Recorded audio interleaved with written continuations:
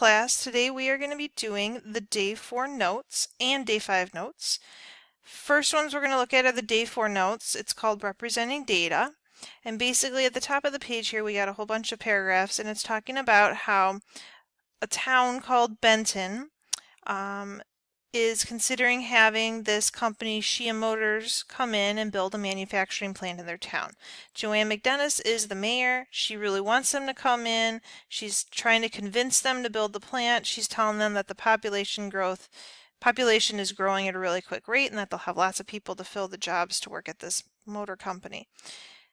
There's another group, which is an environmental group, and they feel that if the company comes to their town, they're going to have a lot of air and water pollution. So they're trying to tell Shia Motors that the population is not growing really quickly.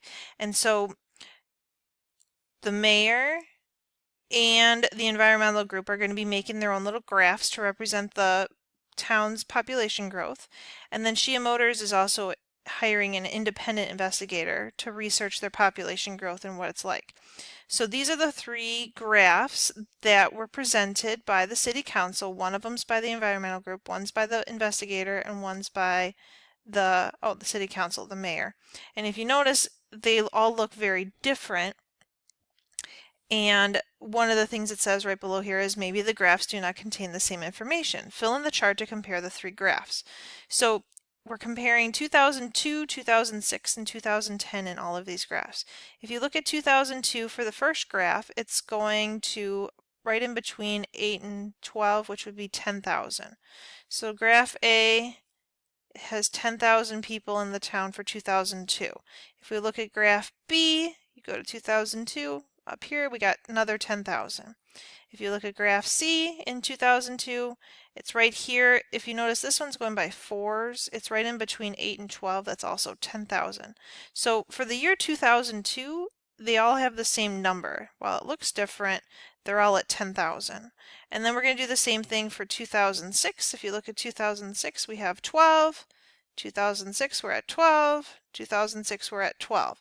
So every single one has 12,000 for 2006. And then we have 2010. 2010, we have it at 14. Let's see this one here. 2010, we're at 14. 2010, we're at 14. So the graphs do have the same numbers. They just look drastically different. And they're kind of made that way so that one view can be made more apparent than the other. Why do the graphs look so different? The main thing, if you look at them, we've got the x-axis here, and the x-axis for all of them are the same. They go between 2000 and 2010.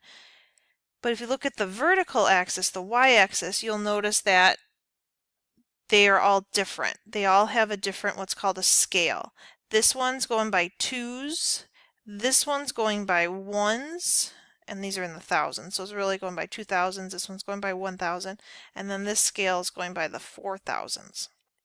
So the vertical axis has a different scale. Why do the graphs look so different? The vertical axis, or in other words, the y-axis, has different scales. They bounce by different numbers. So then on the back, we have, look at the horizontal and vertical scales of the three graphs. What do you notice? Well, we just talked about that. The horizontal scales are the same. They're not any different. The vertical scales, we've got graph A, graph B, and graph C. The very first graph, A, is going by 2000s, this one's going by the thousands, and this one's going by 4000s. So this one's going by the 2000s, this one's going by the thousands, and then this one's going by the 4000s, which we talked about already. Take a look at the vertical scale for graph A. How does this affect the way the data is displayed? So graph A, we know the vertical scale is going by 2000s. If we look at graph A, because it's going by the 2000s, the graph itself ends up being kind of in the middle. It's not way at the top, it's not way at the bottom, it ends up being kind of in the middle of the graph. And it looks like it's just growing at kind of a steady rate, sort of. if we look at the next question, asks you what do you notice about graph B and then graph C. If you notice graph B, because it goes by the thousands, the graph doesn't actually start up until towards the top part of the grid, and because of that it makes it look like the town's population is growing really, really quickly. And then graph C, because it's going by the 4000s, your graph ends up being down here on the lower part of the grid, and it makes the graph look very flat, like the town's population isn't growing very quickly. So that's kind of the difference between the three graphs. So graph C, the graph is at the bottom and more flat, making the population, I'm just going to put pop, growth look slow. Makes it look like there's not a whole lot of growth going on. Graph B, the graph is at the top,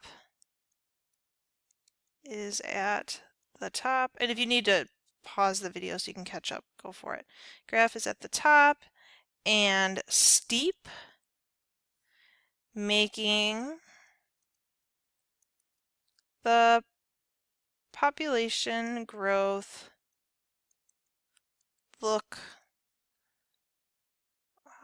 high. Lots of growth going on. And then graph A, the graph's kind of in the middle. Graph is in the middle. And growth is steady. I would just say steady. Not super high, not super low. Just kind of in the middle. Alright, so those are the different graphs and what they kind of portray. We can hopefully kind of tell who made their graph which way. Obviously this graph B makes it look like the town is booming with lots of people, and that would obviously be the mayor who came up with that one because she really wants this Shia Motors to come to their town. Graph C, where it looks like the town is not growing very quickly, that would obviously be the environmental group. They do not want the company to come in, so they're going to make it look like no one's living there. And then graph A would be your independent investigator, who's kind of neutral on the whole thing. All right, so the whole purpose of all this is just to be able to interpret graphs and be able to understand what's going on. Down here we have temperature versus time of day, so you can kind of see what this is. You'll see some problems like this on the homework, and basically what's going on here is at the start of the day, so the start of a day is usually at midnight, at 12 a.m., that's the start of a day. It starts off at 100 degrees out. And then if you notice, after 1 hour it dropped to 90. So at around 1 a.m. it went down to 90 degrees. It dropped 10 degrees. And then we have a whole bunch of decreases here. We've got this at 2 o'clock, it's now 85. It dropped 5 degrees. And then at 3 o'clock, it's 80 degrees. And at 4 o'clock, it's 75. And then at 5 o'clock, it's now 70 degrees. So between 2 a.m. and 5 a.m., it dropped 5 degrees per hour. And then finally at 6 a.m. it went back up to 75 degrees. 6 a.m. rose another 5 degrees. And it looks like at 6 a.m. it started to get warmer again for the rest of the day.